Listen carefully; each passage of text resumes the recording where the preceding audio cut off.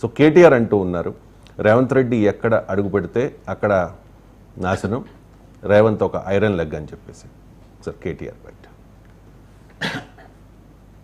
Delhi election ఫలితాలు వచ్చినాయట, చూసిరా మీరంతా? సక్సెస్ఫుల్గా మన ఐరన్ లెగ్ ముఖ్యమంత్రి వేయండు. కాంగ్రెస్ పార్టీకి ఎంత వచ్చింది? ఎంత?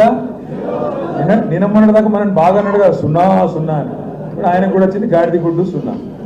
మనోడు పోయి మొత్తానికి మహారాష్ట్రలో కూడా కొట్టిండు, ఆడ ఇంకా కొన్ని వచ్చినట్టున్నాయి. ఇక ఢిల్లీకి పోతే మాత్రం నాశనం అయిపోయింది. ఇప్పుడు అడుగు నాశనం అయింది, ఆడ ఖతమే అయిపోయింది. ఇప్పుడు 0. సార్ ఐరన్ లెగ్ అంటూ ఉన్నారు రేవంత్ రెడ్డి. ఢిల్లీలో కొత్త అంతకుముందు ఏమైనా ఉంటే రేవంత్ రెడ్డి వెళ్ళి ఓడగొట్టాలి. 0-0 0 ఇప్పుడు 0. ఆ మేరకు వస్తే 2% ఓటింగ్ పెరిగింది. 4.3 నుంచి 6.4% పెరిగింది. అంటే రేవంత్ రెడ్డి చెప్పుకోవాలి, నేను వెళ్ళి 50% ఓటింగ్ పెంచారు కాంగ్రెస్ పార్టీకి ఢిల్లీలో అని. అందువల్ల రేవంత్ రెడ్డి వల్ల 0 రాదు, రేవంత్ రెడ్డి వల్ల ఓటింగ్ పెరగదు. అందువల్ల రేవంత్ రెడ్డి మరి కాంగ్రెస్ పార్టీ బెటర్ అయింది కదా పొజిషన్.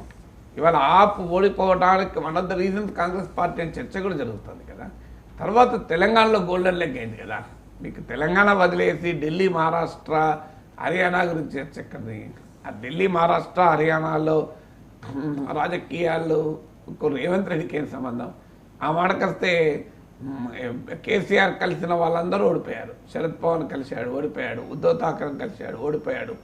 మీకు లెక్క చేయండి, అరవింద్ కేజ్రీవాల్ వచ్చి భగవత్ మాన్ వచ్చి ఖమ్మంలో బీఆర్ఎస్ మీటింగ్లోనే పాల్గొన్నారు.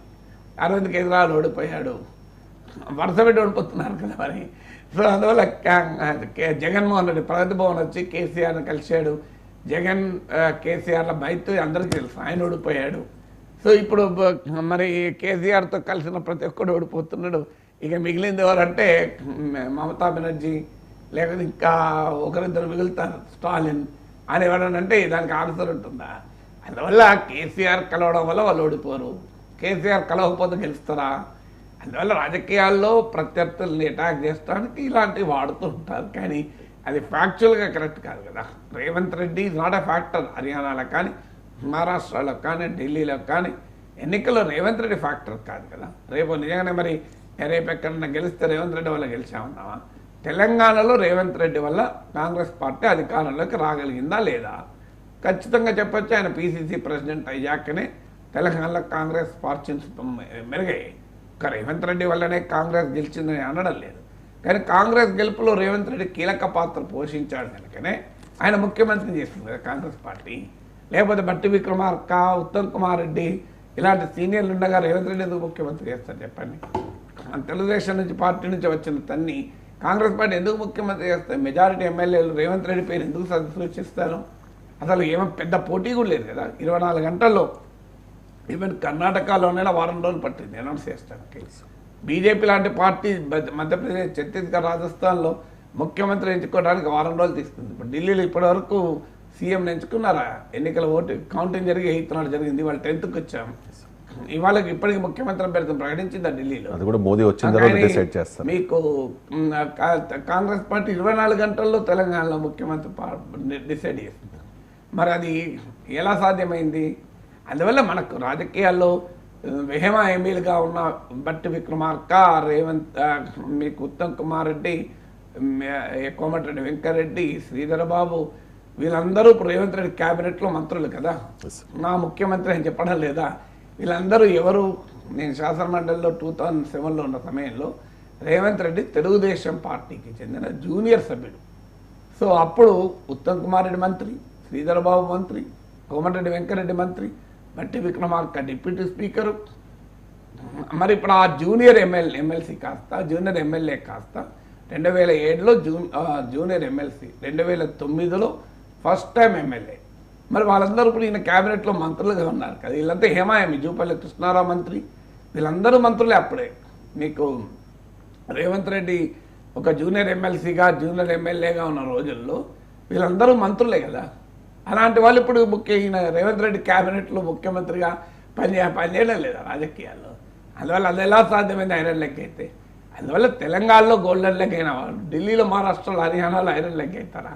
అందువల్ల రాజకీయాల్లో తమ ప్రత్యర్థులను అటాక్ చేయడానికి ఎవరైనా వాడతారు. ఇప్పుడు కాంగ్రెస్ పార్టీ వాళ్ళు ఆల్రెడీ ఒక మీమ్ సర్క్యులేట్ చేస్తున్నారు, కేసీఆర్ ఎవరిని కలిస్తే వాళ్ళు ఫినిష్ అయిపోతున్నారని.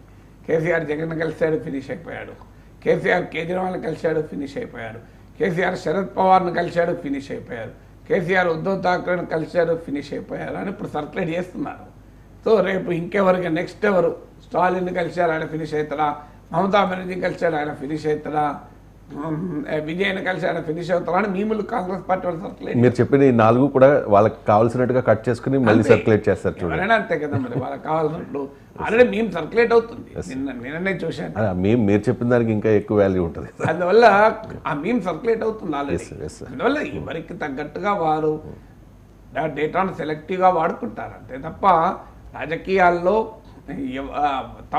తమ రాష్ట్రంలో గెలిపించారా లేదా అనేది కీలకమైతే తప్ప ఏ రాష్ట్ర ముఖ్యమంత్రి ఇంకో రాష్ట్రంలో పార్టీని గెలిపించలేరు.